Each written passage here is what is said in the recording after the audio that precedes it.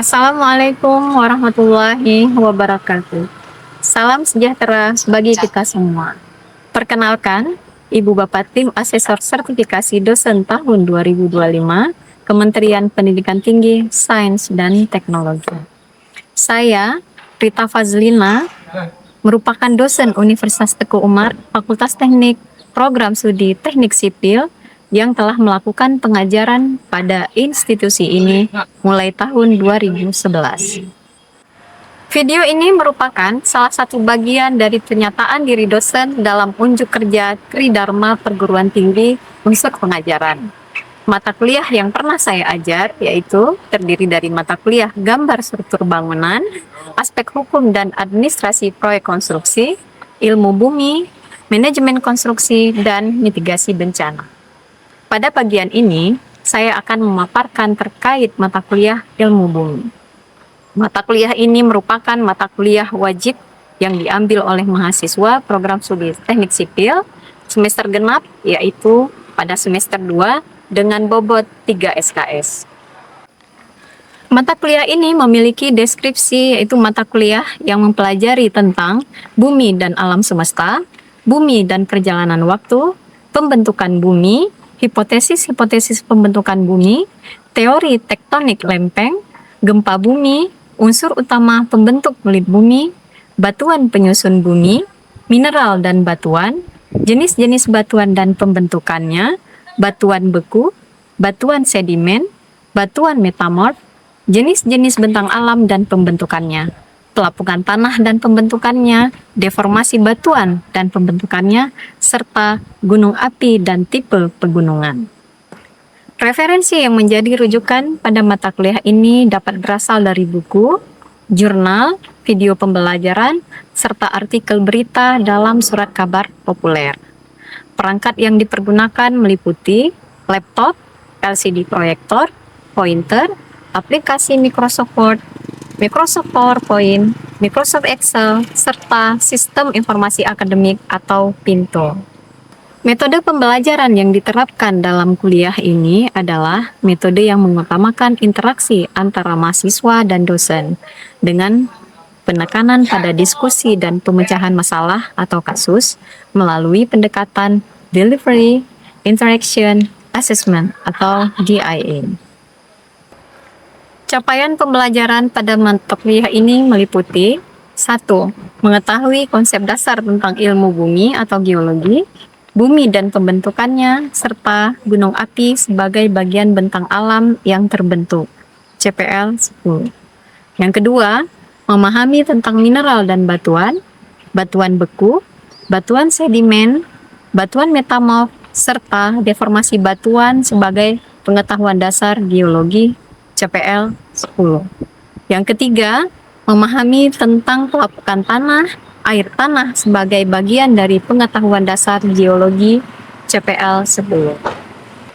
Mata kuliah ini terdiri dari 13 materi pokok yang akan disajikan dalam 16 pertemuan yang meliputi 1. Ilmu bumi, kedua, pembentukan bumi, 3. Teori tektonik lempeng dan gempa bumi, 4.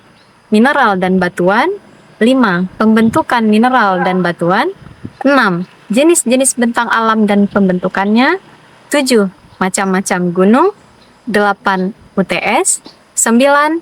Pelapukan tanah dan pembentukannya, ke-10. Air tanah, ke-11. Pembentukan air tanah, 12. Deformasi batuan dan pembentukannya, 13. Gunung api, 14. Tipe pegunungan dan studi kasus, 15. Laporan dari studi kasus, dan pertemuan ke-16 UAS. Aspek penilaian mata kuliah ini meliputi tugas 10%, kuis 10%, UTS 20%, UAS atau hasil proyek 60%. Tahapan pelaksanaan mata kuliah ini dimulai dengan penyampaian konsep-konsep yang terkait materi perkuliahan, pemecahan masalah, yang dilanjutkan dengan interaksi kepada mahasiswa melalui diskusi, pemecahan kasus, serta penugasan yang meliputi tugas mandiri, tugas kelompok, presentasi, serta kuis. Demikian paparan saya terkait mata kuliah ilmu bumi. Berikutnya, saya tampilkan video proses pembelajaran pada mata kuliah ini. Selamat menyaksikan. Oke, Assalamualaikum warahmatullahi wabarakatuh. Waalaikumsalam warahmatullahi wabarakatuh. Dengar dari suaranya, sepertinya sehat semua ya? Alhamdulillah. Alhamdulillah. Berarti perkuliahan hari ini insya Allah akan lancar sampai akhir nanti ya. Baik. Jadi hari ini kita kan sudah masuk ke pertemuan 9 ya. Pertemuan 9, mungkin kalian bisa lihat di slide ya di belakang ini. Judul dari mata kuliahnya adalah delegasi. Tapi sebelumnya, sebelum kita masuk ke pemaparan delegasi, jadi kan pertemuan ke-8 ya, kita kan sudah UTS ya. Jadi di UTS itu gimana nih nilai dari masing-masing? Menurut kalian gimana nih hasil yang didapatkan? Kan sudah diperiksa memang, sudah dilihat. Jadi kira-kira menurut kalian hasilnya gimana nih? Sangat memuaskan. Sangat memuaskan ya. Jadi seperti yang sudah Ibu periksa ya, memang alhamdulillah 80%-nya ya, 80% nilainya cukup baik ya dari UTS yang dilakukan di minggu yang terdahulu. Nah, minggu ini ya, seperti yang saya bilang tadi, kita kan akan mulai dengan materi definisi, yaitu pelapukan dan erosi dan juga ada air tanah ya. Jadi bisa kalian lihat bahwa apa itu definisi, yaitu proses keseluruhan pengikisan dan penurunan permukaan bumi oleh kekuatan alam. Kekuatan alam itu banyak ya. Jadi bisa dibilang dari air, angin ya, banyak macamnya yang akan itu akan kita pelajari nanti. Nah, sebelumnya, nah di sini saya minta adik semua untuk presensi dulu ya. Jadi di sini ada barcode seperti biasa. Tolong absen. Silakan.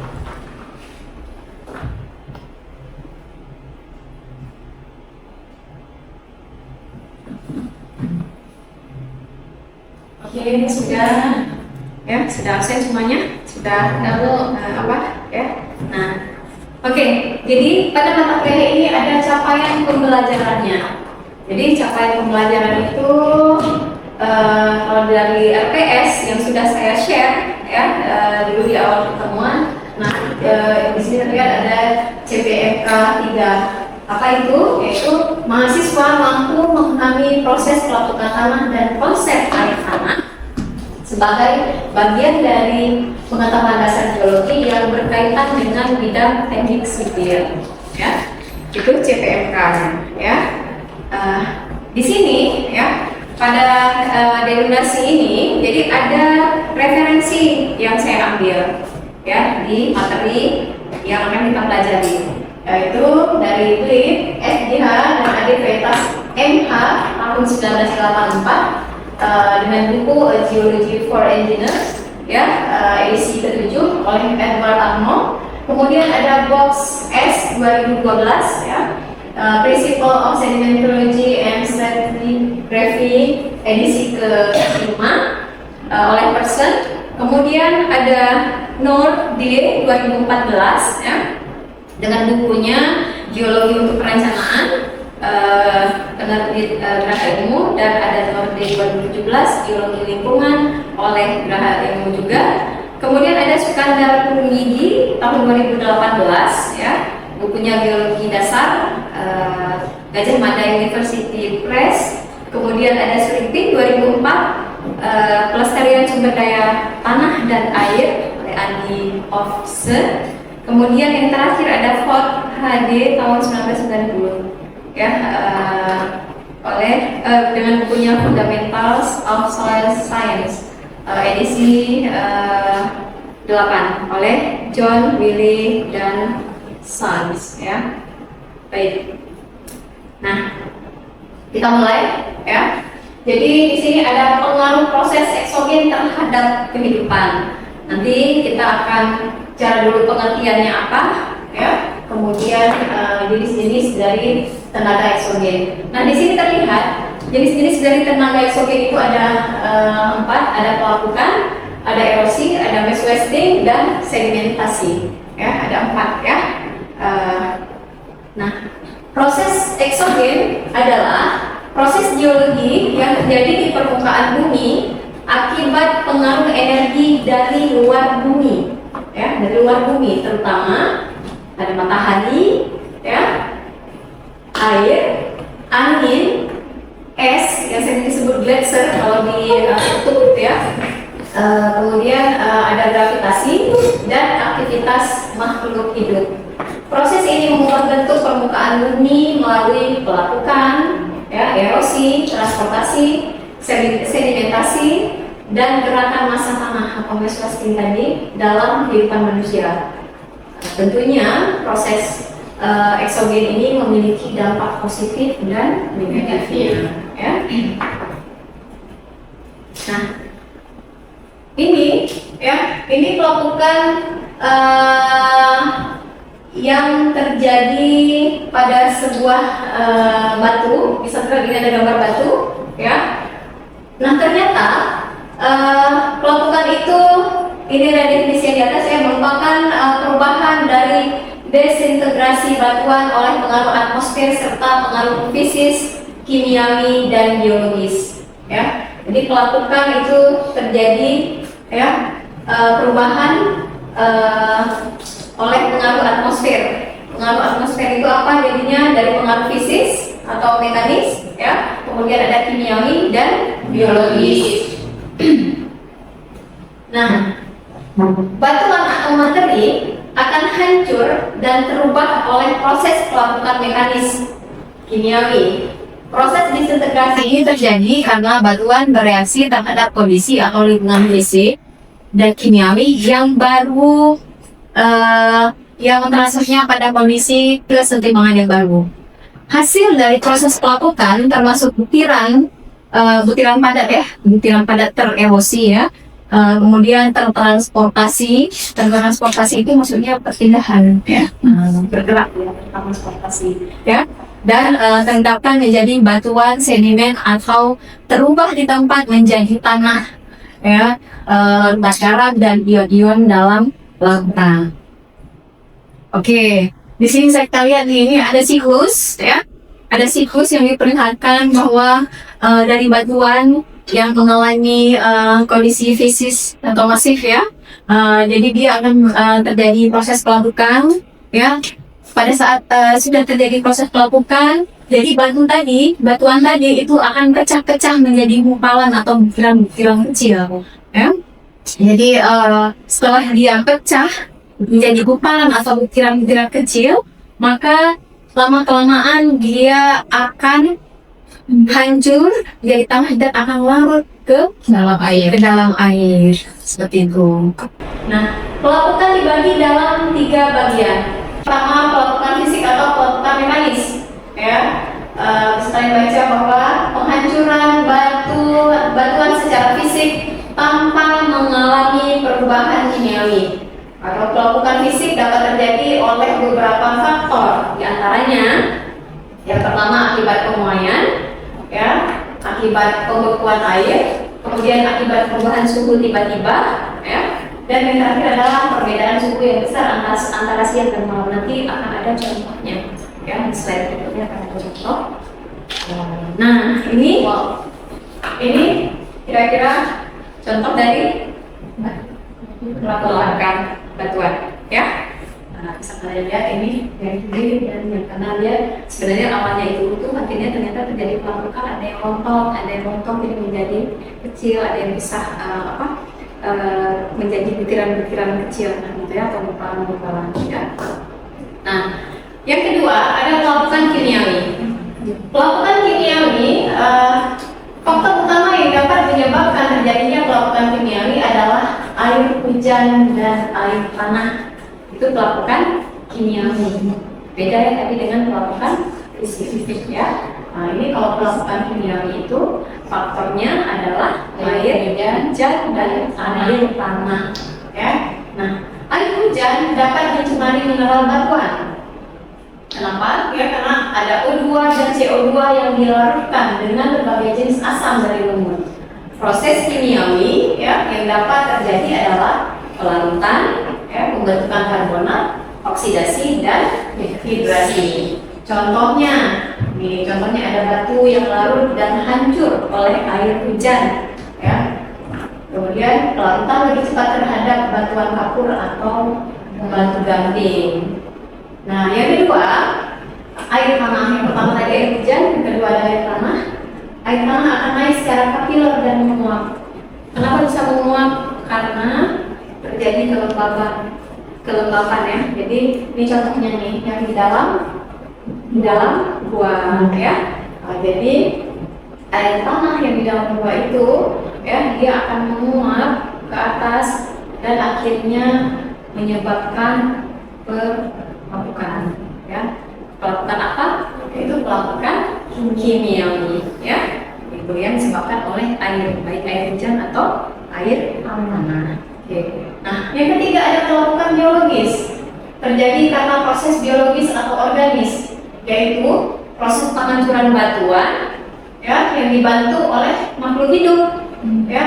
Contohnya apa? Bangunan akan retak akibat pertumbuhan tanaman yang menyebabkan akarnya membesar.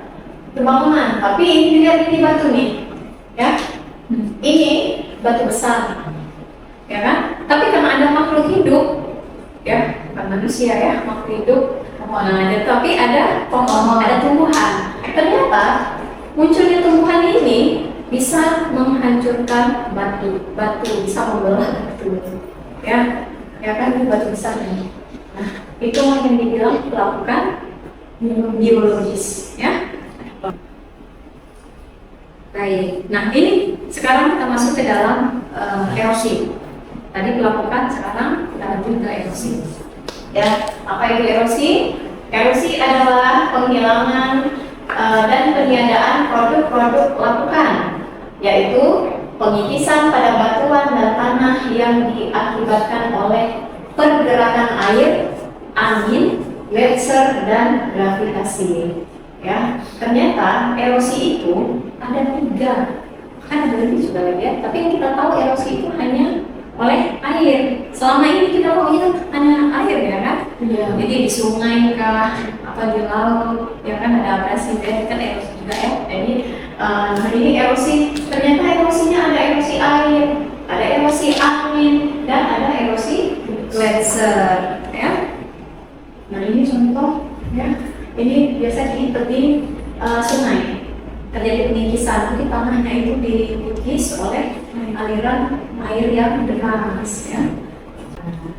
Nah kalau ini ya erosi air sungai adalah erosi akibat pergerakan air sungai. Ini biasanya ya, dan contoh ini air sungai yang deras itu akan langsung menggerus ya, dia menggerus. Ini jadi bahkan kalau misalnya ada tebing sungai itu, nah itu bisa digerus oleh air sungai kalau arusnya kencang atau deras. Nah itu bisa terjadi erosi. Tempat kita banyak, ya kan? Iya, contohnya pada saat bencana kemarin juga banyak sekali yang terjadi erosi akibat aliran air sungai ya. Itu. Nah ini erosi air hujan. Ini contohnya, erosi air hujan terjadi karena permukaan tanah gembur, miring, tanpa tanaman tumbuh di atasnya. Jika hujan tererosi, ya, nih kalian lihat ya. Nah ini ada bangunan di atas, tapi akan terjadi erosi karena air hujan. Intensitas air hujan yang tinggi, ya kan, akan menghantam atau jatuh dia ke tanah yang tidak ada tanaman, tidak ada pepohonan, tidak ada tumbuhan, karena tidak ada akar di situ, tidak ada yang menampung. Kalau bilang sebaiknya kita banyak menanam ini ya, ada tumbuhan, jadi air hujan itu akan tertampung, bagus, jadi tidak akan apa erosi, bisa menyebabkan erosi. Nah ini contohnya ini kan saya ya. Nah ini ada bangunan ternyata terjadi erosi oleh air hujan. Oke. Nah ini erosi air laut atau abrasi. Yang kita tahu abrasi adalah erosi akibat pergerakan air laut. Air laut selalu datang hantam daratan ya di pantai ya kan. Nah itu ternyata bisa menyebabkan abrasi tadi ya akibat pergerakan air laut. Biasanya terjadi di daerah pantai curam sehingga membentuk gua-gua pantai. Jadi biasanya terjadi di pantai curam. Curam itu maksudnya langsung ke dalam ya. Jadi dia akan gelombang air lautnya itu akan lebih kencang. Jadi bisa menyebabkan abrasi. Oke. Nah ini erosi angin ya, erosi angin kan bisa lihat ya.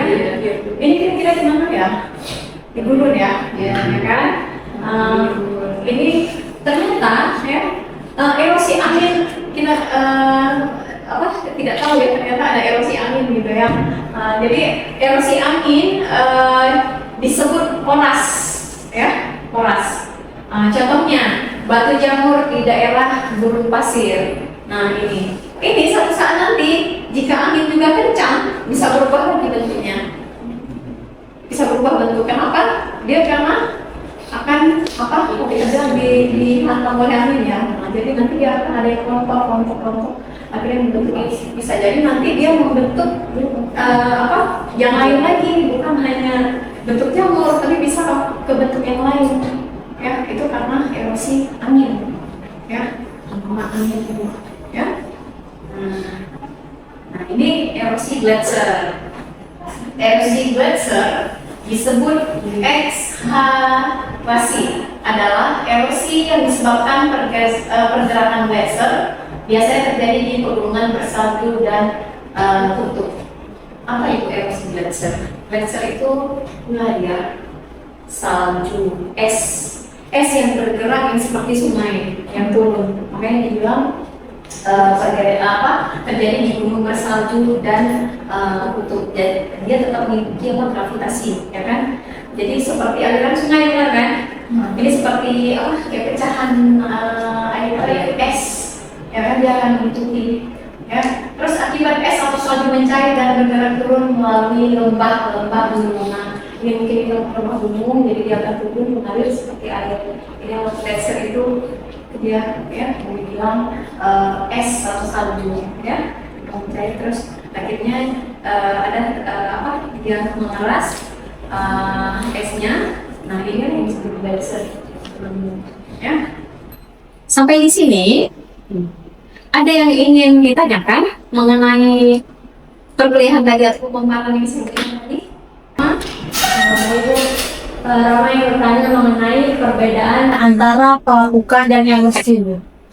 Oke, perbedaan antara pelapukan dan erosi. Ya, tadi sudah saya paparkan ya, pelapukan dan erosi itu seperti apa. Ada yang bisa menjawab? Coba, siapa? Silakan. Oke, San, silakan San. Jadi kan untuk aman juga, jadi pelapukan ini sendiri dari yang dijelaskan Ibu tadi adalah suatu proses penghancuran batuan di tempat. Sedangkan erosi tadi adalah proses penghancuran batuan melalui material seperti air, angin, gletser ataupun gravitasi. Baik, coba nih satu pertanyaan lagi, ada nggak sebelum kita tutup? Oke, siap. Gimana? Baik, saya yang bertanya berdasarkan pemaparan tadi. Saya bertanya Bu, mengapa proses pelapukan dan erosi perlu diperhatikan dalam perencanaan infrastruktur? Ya, kenapa ya? Proses pelapukan dan erosi tadi ternyata perlu diperhatikan pada perencanaan. Kita kan orang sipil ya, infrastruktur ya atau konstruksi ya. Jadi harus dipikirkan itu. Jadi kira-kira kenapa ya? Ada yang bisa menjawab?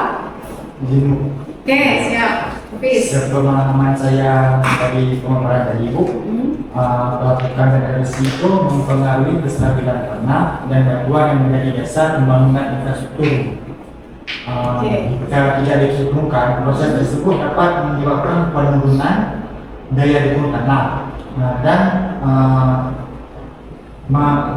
untuk meminimalkan resiko kerusakan.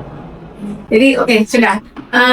Ya, jadi yang dikatakan Mas tadi benar ya. Jadi ternyata kita harus melihat proses pelapukan dan erosi tadi untuk mengantisipasi sebenarnya. Kalau kita bilang mungkin mitigasi ya, pencegahan ya, agar kita tahu melakukan apa untuk konstruksi yang akan kita bangun nanti, gitu kan. Jadi kita nggak bisa salah saya melihat membangun, atau makanya butuh survei, butuh kita tahu kondisi tanah seperti apa, ya kan? Karena itu akan berpengaruh juga nanti ke fondasi ya, fondasi dari konstruksi, ya, yang dikatakan Hafiz itu benar. Jadi kita tahu melakukan apa, dan tidak asal-asal kita untuk membangun sebuah konstruksi. Karena kita mau prinsipil kan kita akan membangun sebuah gedung atau infrastruktur itu. Jadi perlu memperhatikan kenapa ya kita harus jeli melihat bahwa di sini tidak bagus tanahnya, di sini bagus nih ya. Jadi kita harus perhatikan itu ya. Oke ya. Ya, jadi nah ini ya, ini ada tugas dan penugasan untuk kalian ya. Jadi tadi mungkin kita cukupkan 2 pertanyaan, karena kalau minggu depan kita akan masuk materi lanjutan dari yang tadi ya, mass wasting dan sedimentasi ya. Nah, jadi ke depan kita lanjutkan lagi. Nah, hari ini saya akan memberi tugas ya, ada penugasan untuk kalian yang akan dikumpulkan minggu depan, dan ada presentasi dari sini ya. Apa itu tugasnya? Ini tugas kelompok ya. Tujuannya adalah menjelaskan proses pelapukan dan erosi beserta penyebabnya, kemudian menganalisis pengaruh proses eksogen terhadap pembangunan infrastruktur, kemudian mengidentifikasi permasalahan geologi di lingkungan sekitar, ya, dan menyusun rekomendasi teknis untuk mengurangi dampak pelapukan dan erosi. Ada ketentuan pada tugas ini. Apa ketentuannya? Jadi karena kelompok itu tugas kelompok, jadi itu terdiri dari 4 atau 5 orang. Kemudian berbentuk laporan, ya. Laporannya ini 10 sampai 15 halaman. Jadi nomornya di kertas A4 ya, laporan di kertas A4, kemudian Times New Roman ya, dengan size 12, kemudian spasi 1,5 seperti orang biasa ya, dan ada presentasi nanti di minggu depan. Presentasi itu lebih kurang 10 sampai 15 menit ya. Nah, ini studi kasus lapangan ini ya, jadi di sini ada 35% untuk penilaian ya. Jadi studi kasusnya pilih satu lokasi di sekitar tempat tinggal atau kampus ya, seperti ada jalan, sungai, pantai, permukiman, area pembangunan atau lahan pertanian. Jadi ini kita ada semua nih, ya kan? Poin-poin ini kita ada semua, jadi kalian bisa memilih. Nah, misal kelompok ini ada 1 di mana, kelompok 2 di mana, ya? Itu ketentuan yang harus kalian lakukan di kelompok masing-masing. Oke ya, sudah paham semuanya? Baik. Jadi hari ini kita padai dulu sampai di sini. Terima kasih waktunya. Siang sehat, insya Allah kita ketemu minggu depan dengan tugas berikutnya dan materi berikutnya ya. Baik, terima kasih. Assalamualaikum warahmatullahi wabarakatuh. Waalaikumsalam warahmatullahi wabarakatuh.